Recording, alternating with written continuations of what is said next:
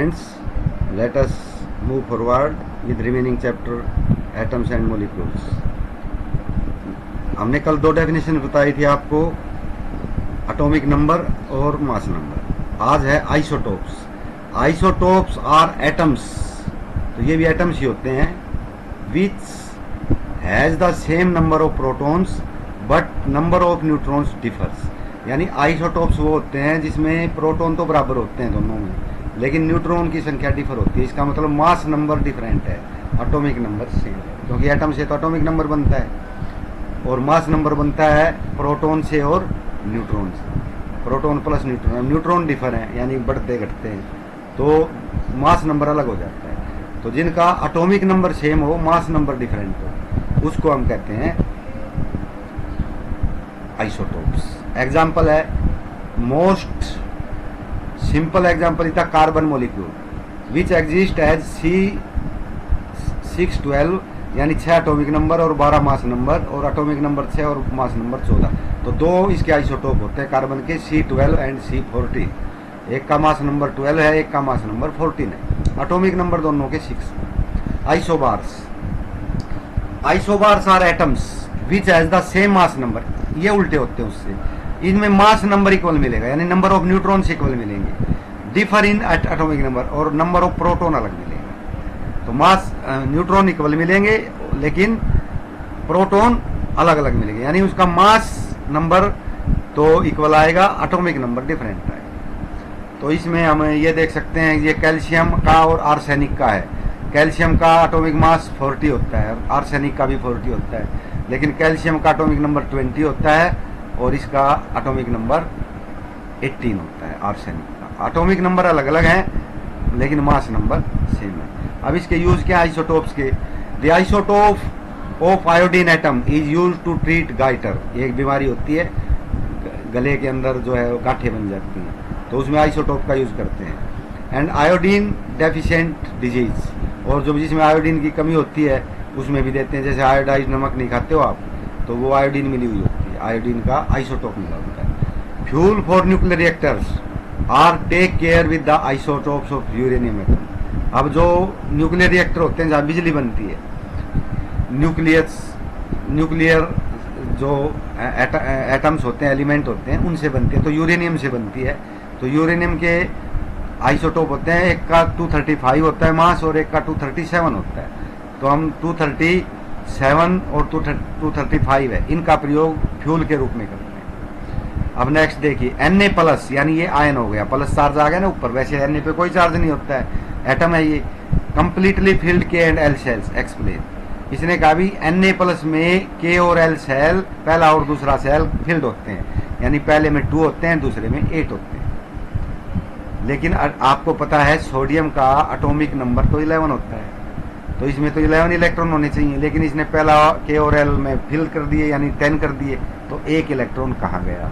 तो ये क्या है, अपना आउटर मोस्ट ऑर्बिट फिल करने के लिए, जैसे हमने पहले डिस्कस किया था, आउटर मोस्ट ऑर्बिट जो वैलेंस सेल होता है उसमें फिल करने के लिए 8 इलेक्ट्रॉन आते हैं, वो लास्ट वाले में इसमें 1 बचता है, तीसरे में उसको छोड़ देता है ये। अब उसको छोड़ देगा तो क्या होगा कि प्रोटॉन 1 ज़्यादा हो जाएगा, और प्रोटॉन ज़्यादा हो गया तो पॉजिटिव चार्ज इस पर आ जाएगा। ए sodium atom has 11 electron in its orbitals since its atomic number is 11 and has the same number of proton and electron. अब 11 है तो प्रोटॉन भी 11, इलेक्ट्रॉन भी 11। दस इट्स इलेक्ट्रॉनिक कन्फिग्रेशन इज 281। तो इसकी इलेक्ट्रॉनिक कन्फिग्रेशन होती है, पहले में 2, दूसरे में 8 और तीसरे सेल में 1। The 1 electron in M shell is lost. 1 electron छोड़ दिया जाता है, and it obtain a positive charge since it has 1 more proton than the electron. तो इसमें क्या होता है कि अगर 1 इलेक्ट्रॉन छोड़ देंगे तो 10 रह जाएंगे, जबकि प्रोटॉन क्या है 11, तो 1 चार्ज पॉजिटिव आ जाएगा। And Na+, now configuration is K1, K2 आएगा, ये 1 नहीं है, और L8। अब इसकी कन्फिग्रेशन हो जाएगी, K तो 2 आ जाएगा और L8 आ जाएगा, विच इज फील्ड स्टेट, जो कंप्लीटली फील्ड है। Hence it is very difficult to remove the electron from a filled state as it is very stable. और जो फील्ड है, जो दोनों उसके लास्ट ऑर्बिट भरा हुआ है, तो हम उसमें से कोई इलेक्ट्रॉन नहीं छोड़ सकते, बहुत मुश्किल हो जाता है। तो एक जो लास्ट में था उसमें 1 ही था, फिल नहीं था, वो 7 और चाहते या तो हम उसको फिल करते, इतना पॉसिबल नहीं है। तो ये इस तरह से होता है। 25 if Z is equal to 3 what would be the valency of the element. Z होता है एटॉमिक नंबर। अब एटॉमिक नंबर 3 है तो इसकी वैलेंसी बतानी है।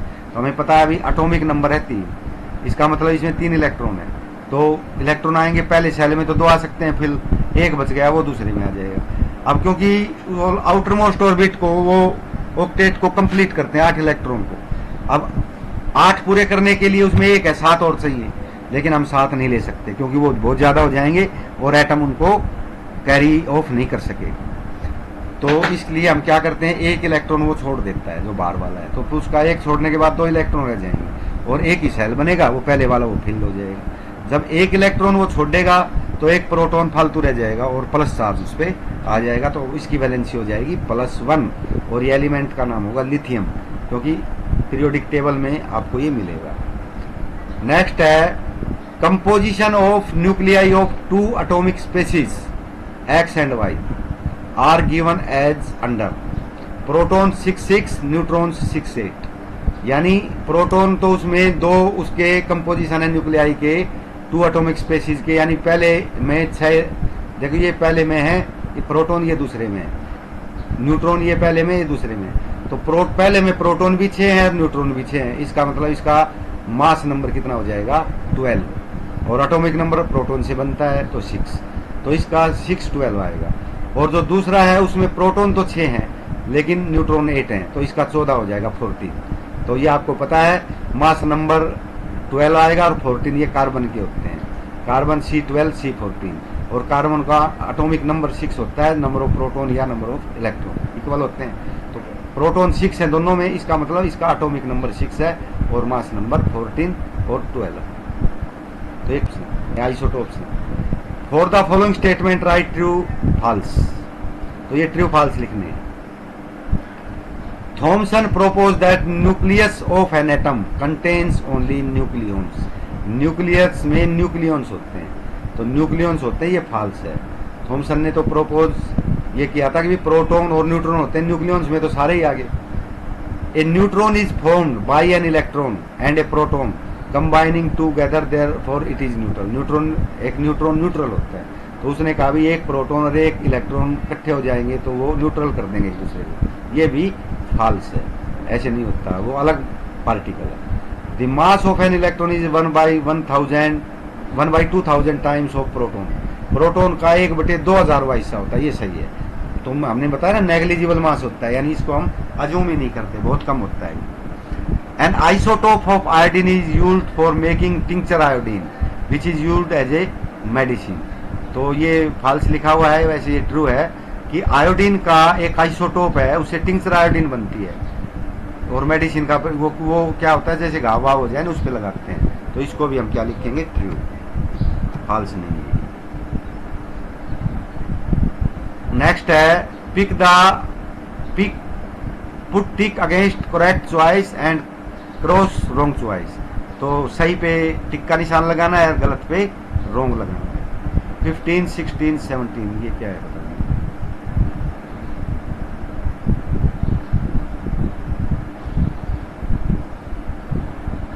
अच्छा ये ऊपर आ गया कोई क्वेश्चन 15, 16, 17, तो इसको देखते हैं एक बार।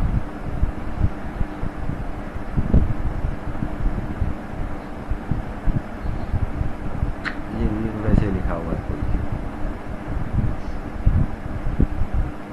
चलो इसको छोड़ते हैं, ये वैसे आ गया होगा बीच में दूसरे क्वेश्चन का। अगला है Rutherford's alpha particle scattering experiment was responsible for the discovery of atomic nucleus, यानी एटम में न्यूक्लियस जो होता है वो अल्फा पार्टिकल स्कैटरिंग होता है, यानी जो हमने एक गोल्ड की फाइल ली थी ना उसके ऊपर डाले थे, तो वो न्यूक्लियस पता करने के लिए डाले थे।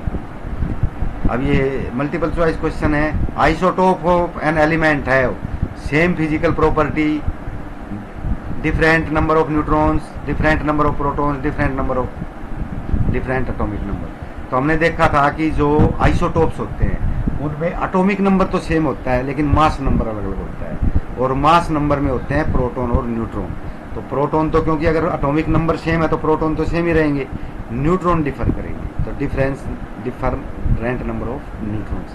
Number of valence electrons in chlorine, तो क्लोरीन का 17 होता है, पहले में 2, दूसरे में 8 10 हो गए, और तीसरे में 7, तो तीसरे में 7 हो जाते हैं।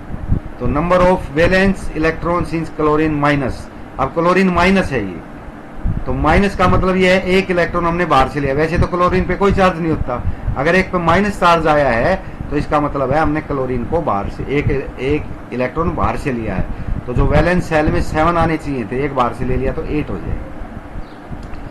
Which one of following is A correct electronic configuration of sodium, तो 8 to 1 अलग अलग दे रखी हैं, तो हमें पता है पहले में 2 आते हैं, दूसरे में 8 आते हैं, और बाकी के तीसरे में आएंगे, तो 2 8 1 ये ठीक है। तो इस प्रकार से हमने देखा, ये चैप्टर आपका खत्म हो गया।